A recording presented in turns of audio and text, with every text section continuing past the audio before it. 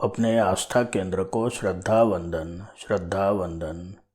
बैठ झरोखे देख रहे हम, निकली है भगवन की सवारी, एक भगवान साथी सहकारी।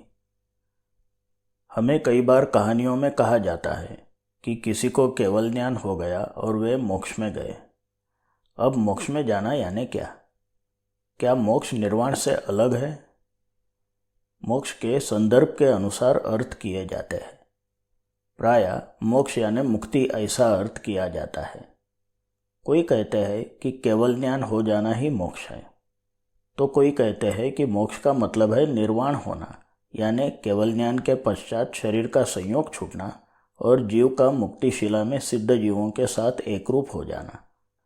जिस जीव को केवल ज्ञान हुआ है उसका निर्वाण नियमा यानी निश्चित है। वह जीव फिर कभी सशरीरी जन्म नहीं लेगा। इस दृष्टि से केवल ज्ञान को ही मोक्ष कहना उचित है। श्री उत्तराध्यायन सूत्र के 28वें अध्ययन में गाथा है, अणादंसणिस्सणाणम णाणेण विणाण हुंती चरण गुणा, अगुणिस्सणत्थि मोक्षो णत्थि अमोक्षस्स निवाणम। इस गाथा का अर्थ है, दर्शन के बिना ज्ञान नहीं होता, ज्ञान के बिना चारित्र गुण नहीं होता, चारित्र गुण के बिना मोक्ष नहीं होता और मोक्ष के बिना निर्वाण नहीं होता। यहाँ अविनाभाव संबंध समझ लेना जरूरी है। दर्शन के बिना ज्ञान नहीं होता का मतलब यह है कि अगर दर्शन ही ना हुआ हो तो ज्ञान की कोई गुंजाइश नहीं, लेकिन दर्शन हुआ हो तो ज्ञान होगा ही ऐसा नहीं कह सकते। दर्शन के होने के पश्चात ज्ञान हो भी सकता है या नहीं भी हो सकता, लेकिन अगर ज्ञान हुआ हो तो उसके पहले दर्शन का होना आवश्यक है। यानी ज्ञान के लिए दर्शन जरूरी है, लेकिन ज्ञान के लिए दर्शन पर्याप्त नहीं है।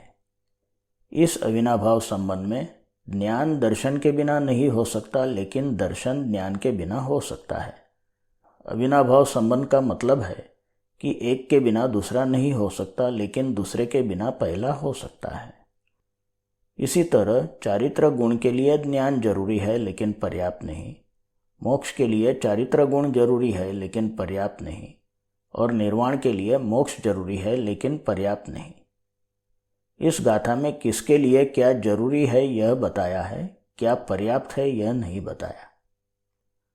इस गाथा में मोक्ष को निर्वाण के लिए जरूरी बताया है, यानी मोक्ष और निर्वाण भिन्न है ऐसा अनुमान निकलता है। तो मोक्ष का अर्थ क्या करें? प्रायः जब हमें कोई सवाल होता है और उसका जवाब मिलता है तो उस जवाब में से कोई नया सवाल उभरता है। जब हमारे सभी सवालों का जवाब मिल जाए और कोई नया सवाल ना उभरे तो ऐसी स्थिति को हम मोक्ष कह सकते हैं। यह दृष्टि मात्र व्यवहार राशि के यानी संसारी जीवों के लिए है। निगोद के जीव तो जड़वत है, उन्हें तो सवाल जागना तब शुरू होगा जब वे अकस्मात से व्यवहार राशि में जीवन यात्रा शुरू करेंगे। जब तक केवल ज्ञान ना हो जाए तब तक कुछ सवालों का जवाब नहीं मिला है, कुछ तो ज्ञान में कमी रह गई है। केवल ज्ञान का मतलब अभी कोई सवाल नहीं बचा ऐसा होगा, तो केवल ज्ञान प्राप्ति को मोक्ष कह सकते हैं। केवल ज्ञानी को सर्वज्ञ भी कहा जाता है। अब केवल ज्ञान और निर्वाण को लेकर हम 3 प्रकार देख सकते हैं।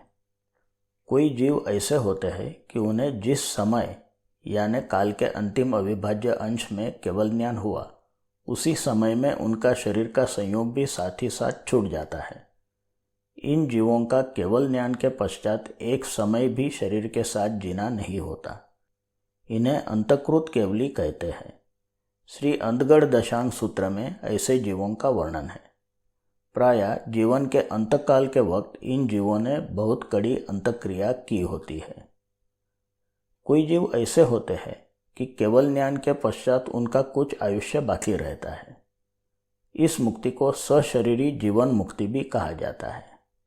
ऐसे जीवों में 2 प्रकार है, एक है केवली और दूसरे है तीर्थंकर। जिन जीवों ने पूर्व भव में तीर्थंकर नाम कर्म पाया है वे केवल ज्ञान के पश्चात पुण्य के कारण तीर्थंकर होते हैं। प्रायः वे चतुर्विध तीर्थों की स्थापना करते हैं। बाकी के केवल ज्ञानी जीव केवली कहलाते हैं। ध्यान रहे कि परिणाम की दृष्टि से अंतःकृत केवली, केवली और तीर्थंकर तीनों एक समान है, तीनों केवल ज्ञानी हैं। फर्क मात्र आयुष्य और पुण्य की दृष्टियों से है।